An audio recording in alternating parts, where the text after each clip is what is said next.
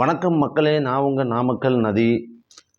இன்று இந்த பரபரப்பான சூழ்நிலையிலே தமிழக தேர்தல் யார் வெற்றி பெறுவார்? 2026 மே 4ஆம் தேதி யாருக்கு வெற்றி வாய்ப்பு அதிகமாக இருக்கப் போகிறது என்ற என்னுடைய கருத்தை வெளிப்படுத்த இருக்கிறேன். தமிழக சூழ்நிலையில் அனைத்து கட்சிகளும் கிட்டத்தட்ட ஓராண்டு காலமாக மிகச் சிறப்பான முறையில் பிரச்சாரத்தில் ஈடுபட்டு வெற்றி வேட்பாளர் என்றெல்லாம் அவர்களை புகழ்ந்துரைத்து பல்வேறு விதமான களத்திலே இறங்கி வேலை செய்த வேட்பாளர்கள் அனைவரும் அந்த தேர்தல் நாளை நோக்கி எதிர்நோக்கி கொண்டிருக்கிறார்கள். ஓம் ஸ்ரீ நதி ஜோதிடத்தின் வாயிலாக நான் தெரிவிக்கக்கூடிய கருத்து என்னவென்றால், இந்த ஆண்டு சூரியன் மேசராசியிலே உச்சத்தில் இருக்கிறது. திராவிட முன்னேற்றக் கழகத்தினுடைய சின்னம் உதயசூரியன். 23/4/2024 234 தொகுதிகளுக்கு நடைபெறக்கூடிய இந்த தமிழக தேர்தல் சட்டமன்ற தேர்தலில்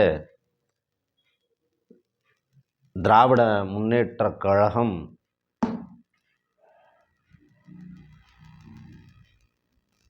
கிட்டத்தட்ட ஒரு 155லிருந்து 166 தொகுதிகள் வரை வெற்றி பெறுவார்கள். 155லிருந்து 166 தொகுதிகள், 166ன்னே வச்சுக்கோங்களே. கண்டிப்பாக திராவிட முன்னேற்றக் கழகம் வெற்றி பெறும். தமிழகத்தில் மீண்டும் ஆட்சி அமைக்கக்கூடிய சூழல் முத்துவேல் கருணாநிதி ஸ்டாலின் அவர்களுக்கு மிக பெரும்பான்மையாக இருக்கிறது. அடுத்த முதல்வராகவும் தமிழகத்தை ஆளப்போகிற அடுத்த 5 ஆண்டு காலம் திராவிட முன்னேற்றக் கழகத்தினுடைய தலைவர் மதச்சார்பற்ற முற்போக்கு கூட்டணி ஒட்டுமொத்தமாக பெறக்கூடிய தொகுதிகள் 166 தொகுதிகள். 155லிருந்து 166 தொகுதிகள் கட்டாயம் பெறுவார்கள். கூட்டணி கட்சிகளோடு இணைந்து அந்த தொகுதிகளை பெறுவார்கள். அதன் பிறகு எதிர்க்கட்சியாக அமரக்கூடிய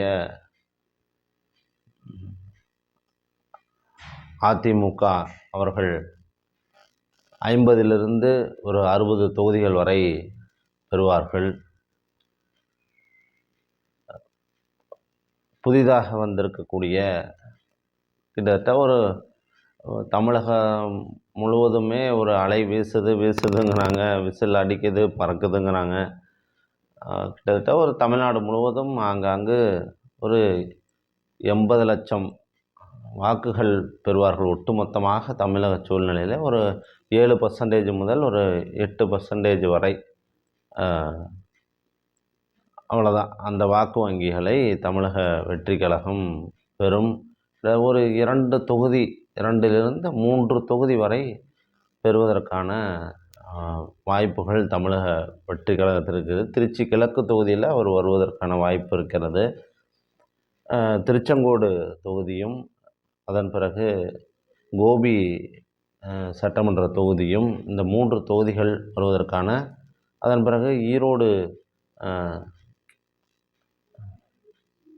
மேற்கு தொகுதியும் வருவதற்கான கள நிலவரத்தின் அடிப்படையில் வருவதற்கான வாய்ப்புகள் இருக்கிறது.